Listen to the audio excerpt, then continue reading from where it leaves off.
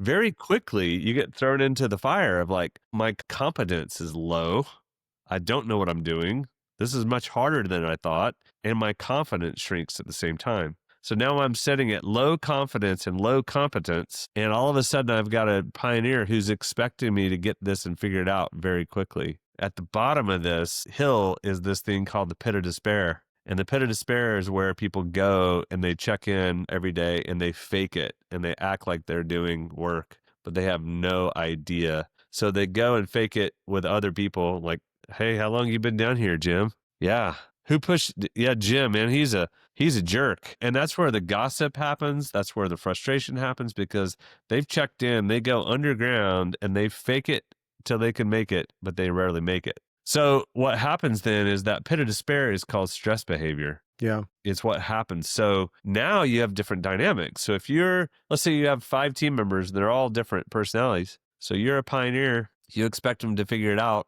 Well, now the connector's usually the first one into the pit of despair. And when they're in the pit of despair, guess what they do? They slander. They are cyber warfare specialists. They complain out loud about the boss, about the person who pushed them in. The nurturers down there, and it's all self-flagellating. I'm just not good enough. I've done it again. And they demean themselves and they dominate themselves. The creative, they get in there and they might hulk out. And if they get pushed, and then they hulk out and then they get embarrassed. Guardians and pioneers usually don't make it in the pit of despair. Interesting, because they can get around it.